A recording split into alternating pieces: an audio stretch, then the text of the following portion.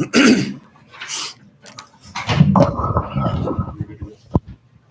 right, Coach, just some opening remarks on the game to start out.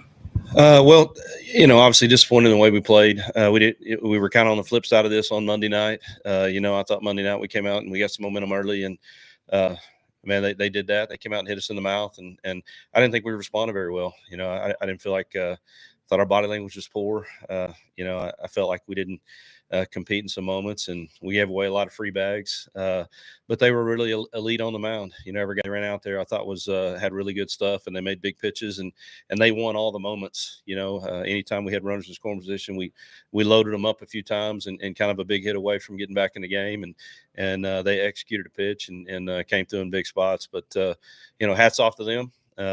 Obviously we got to regroup quick and get back to work. But it was more about what they did. I thought they came out, swung the bat really well, jumped out to a lead, and their guys competed their tails off on the mound with elite stuff. And talk about their pitching a little bit with yours. You guys had to work through a bunch of different dudes with Joseph finally going out there. Do you feel like that at least for the time kind of got you a chance to get back in the ballgame? Absolutely. When Carbone came in the game, it was and he hadn't thrown in a while. We were giving him the ball, and he settled this thing down a little bit, and I thought he did a great job of giving us a chance. And like I said, if we could have got a big hit there when he put up a couple zeros, and you'd like to see us kind of respond with a couple big hits and give us an opportunity to really get back in the thing. But we loaded them up a couple times, and they got big punch outs when they needed to. How does the mentality change now that it's winner you go home? Well, it's a tough night. I mean, we've won 20 games in a row, and kind of think you're invincible a little bit, and got handled tonight. Not just a little bit, but we got handled pretty good.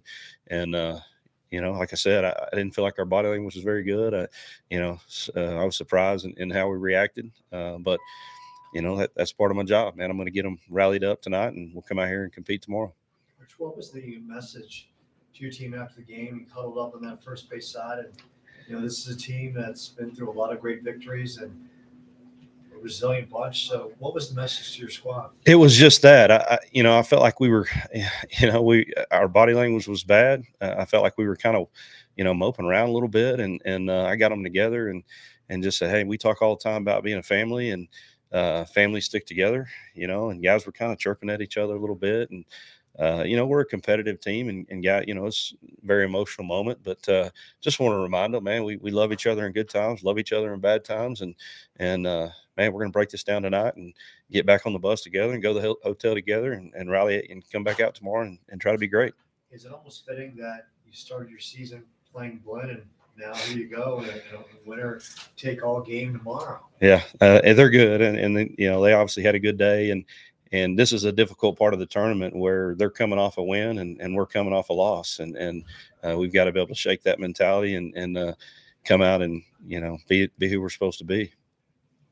In a sense, Coach, because the winning streak has been so long, winning 20 games in a row, and does it maybe kind of refocus the team a little bit, sense of reality, saying, look, this is a tournament where everyone on the other side is just as good, and we got to bring it every single night with no room for lackadaisical attitudes, no moping. We've got to bring the energy from the very start. Absolutely, and I think it all starts with you got to go out there and get a quality start and have some good energy on the mound and fly around on defense. I thought we were a step slow on defense today, but at the end of the day, man, I thought they did a really good job. It's a really good team, and they swung the bat well and pitched it better than we did, played better defense than we did, and they just kicked us in the teeth tonight. And we're going to regroup. We're certainly capable of beating anybody here, but you got to. There's a recipe for success. Like I said on Saturday, you got to get quality starting pitching and timely hitting. Got to be good with two strikes, and got to play really good defense. And when we do that, we can beat anybody. But they did a lot better job of that tonight. Thanks, Coach. Thank you. Thank you, Coach. Hello again, Coach. Appreciate it.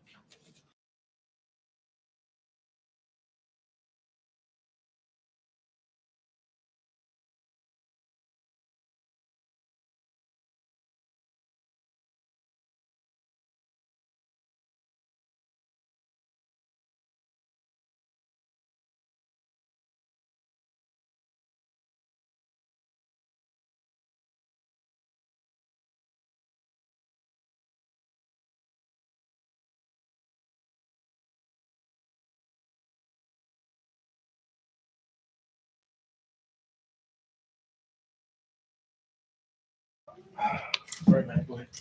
I know we're all curious about the chain, but Coach, we'll start with opening remarks on this particular game. Just another game that's an absolute grind early. Those guys are so good offensively that even with a 9-1 lead in the third inning, like you just don't feel comfortable.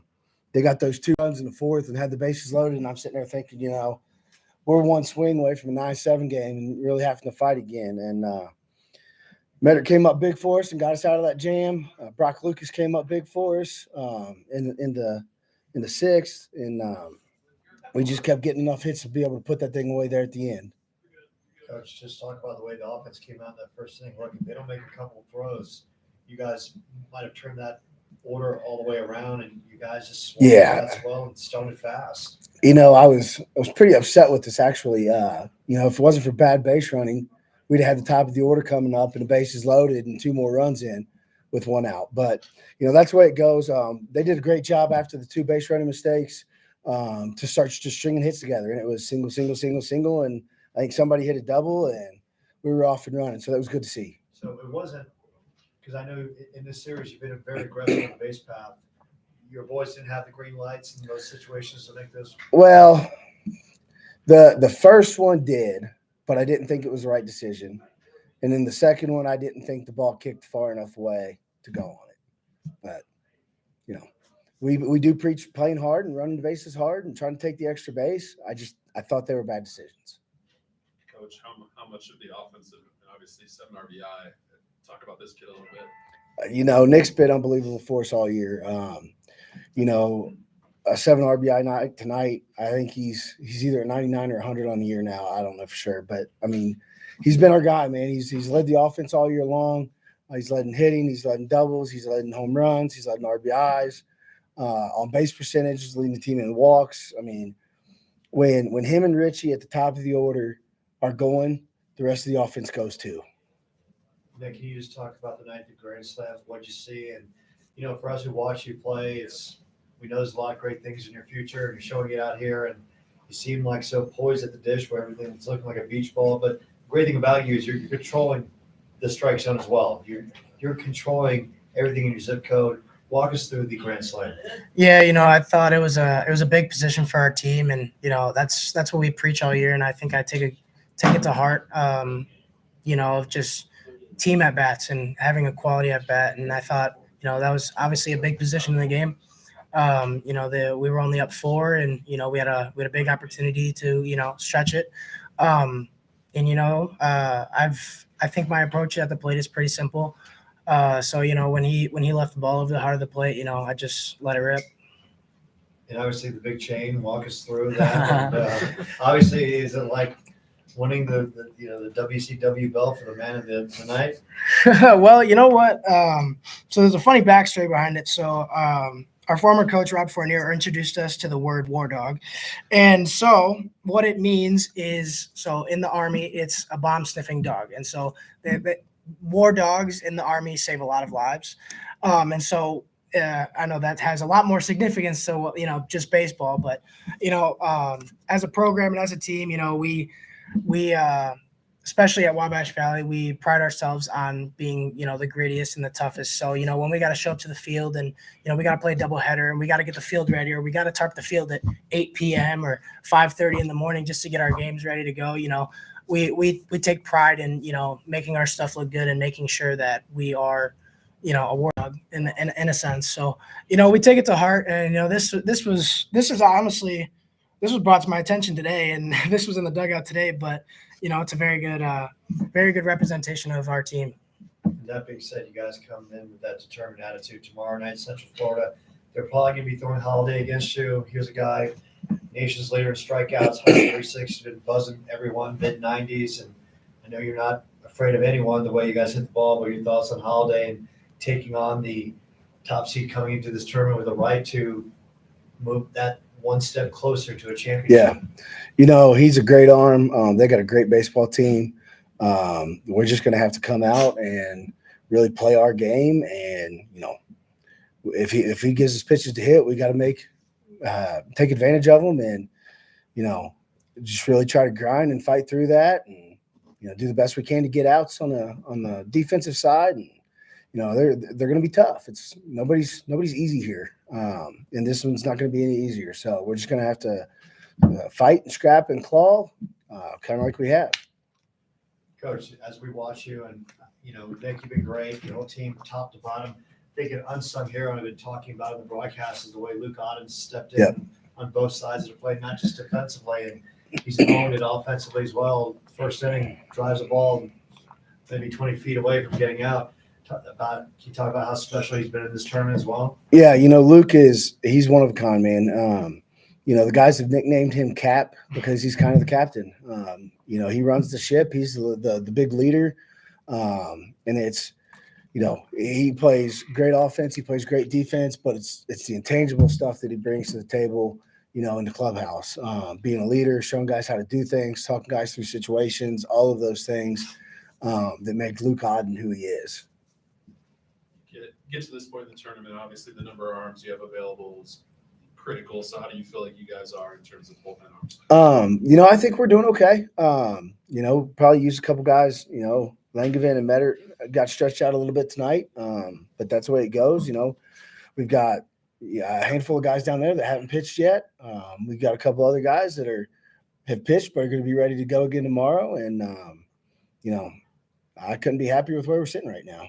Coach, you think you kind of might be peaking at the right time? Look, you had a battle through Salt Lake, rallying to get that victory. You're down 5 against Shelton State. You rally to get that victory, and then back-to-back run roll victories. Yeah, I mean, you always hope that you're peaking at the right time. But, we talk about all the time what we did the 4 games before. It doesn't matter. It's all about what we're going to do the next game and playing the next game and being prepared for Central Florida and what they're going to throw at us. Coach, coming in this tournament, you guys won 50 games as well, and you got the 3 seed. Did you feel at all like maybe the 3 seed, you guys deserved better? I don't know. Those other teams are great, man. Central Florida's great. Johnson County had a great team. Weatherford's a great team. Blinn, all of those guys. We could have been anywhere in that. I think if you took those 5 or 6 teams and jumbled them all up, any of them deserve to be 1 to 6. So, I'm happy with where we're at. I try not to focus on that stuff. Just focus on playing the game. Nick, if you can kind of just talk about the offensive philosophy of this team, why this team has been one of the best offensive units in the country, and here, team collectively at one point in the broadcast was like 380. What is it that Coach Biddle and his staff has done that has made this team from 1 to 9 so difficult, working the counts, drawing the walks, putting base knocks all over the field, just being dangerous at any given point? For sure. We pride ourselves on, simplifying our approach. And, the game of baseball is very complex, and you can make it complex very quickly, especially with all the gurus you see on social media and everything like that. But, we preach every day about having an approach, and, we try and simplify everything down to the last minute detail. And, it's obviously on us, the players, to commit to it, buy into it. And, I think that we've done an exceptional job of it, because at the beginning of the year, things weren't going our way, so we had to make an adjustment. And, it took a lot for us to put all the pieces together. And I'm so proud of our guys for buying in, because as Coach Biddle stated at the beginning of the year, we led the country for how many years, consecutively. Like last year, we led the country in offense. And, it's just, our philosophy hasn't really changed. We kept the same principles from last year, and it's just all about buying in. And, I give all our credit to our guys for, doing that. Let me get a comment from both you guys about the history of the moment for the program. We were in this spot last year, 3-0, lost, and then lost 2 in a row.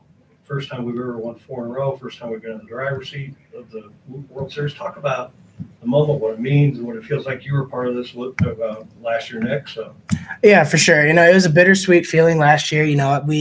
We thought we had one of the best teams in the country, and we knew that. And unfortunately, running into Walters, we knew they had a really good team last year, and it was unfortunate the way things ended out, especially with the way we lost against Central Arizona. It was just coming into this tournament, especially this year, having this team, it was just trying not to make the moment too big, especially for us, the bright lights, the thousands of fans. And I thought that was, probably one of the more important talking points coming in. And I think our guys have done a really good job of just playing baseball. Nick, being here last year, has it made it that much easier this year? Just you're more in tune with the game. You're not, the adrenaline of being here and everything around it, the fans, everything. You're just more in tune of you guys' mission at hand and just focusing on your capabilities and the potential of what you guys can accomplish. For sure. And it's funny because, obviously I didn't necessarily play as much as I wanted to last year. And, just being able to experience this kind of event in front of these great fans, they come out, thousands on thousands of people every day. And, it's a very humbling experience being able to showcase our team, in front of this many people. But it's very comforting knowing that, I've been here before. At the same time, it's a different animal when you're playing, so having played an entire season and getting to this point, I thought, I couldn't have been more prepared. Coach Biddle has prepared me, to be, a mentally tough human being, for the past 2 years that I've been here. And I take that to heart. It's very important, because like I've said, and like we've talked about in the dugout, it's very easy to strain away from the game and get focused on all, the things around the stadium and everything like that. There's a lot of things going on, but, it is very comforting knowing that I've been in this position before. Is it safe to say in a program that is one of the best in the nation, there is a little bit of a rites of passage? You had to wait your turn, but Coach Biddle and the staff, that if you wait your turn in your town, that good things will happen?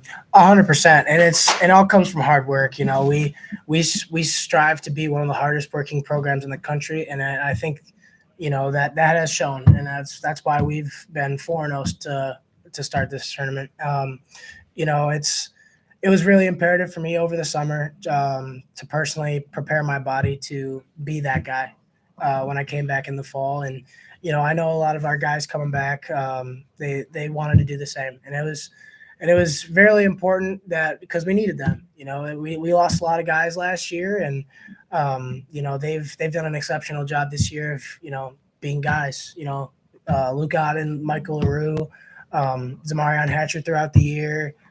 Mac Mitchell came on a lot throughout the year. All of our pitchers, our returning pitchers, they've been ginormous for us, and they've put in a lot of work, and that's indicative of our program. And I'd kind of like to elaborate on that a little bit too. Like, we talk all the time about working while you wait. Guys are waiting their turn to get to play, and you got two choices. You got a choice to either roll over and get yourself out of the program, or you got a choice to continue to work until you get your opportunity and be ready when your number's called. And one of the great things about this team this year is there's a lot of different guys that have had their number called, and it seems like everybody stepped up. From freshmen to sophomores to all the way across the board. I mean, if you look at that starting lineup tonight, Mac Mitchell didn't get one at bat last year. Michael LaRue didn't get one at bat. I think Nick had maybe 25. I think Odd maybe had 80-ish. Yeah. Those guys didn't play. Dalton Fivish wasn't playing 2 weeks ago, and Jorge Rodriguez got hurt, and I needed a first baseman. And we were sitting at the hotel in Iowa, and I said, I just have a feeling Dalton Fivish is the guy. And I put him in, and the next day, double, triple, 5 RBIs, and here he is playing his tail off in the World Series. And it's because these guys continue to work until they get their turn, and when their turn is called, they've been ready, and it's been awesome. Last one, Matt. All right. Gary, get some rest, guys. Thank you. Perfect. you. Thank you so much. Word on you, baby.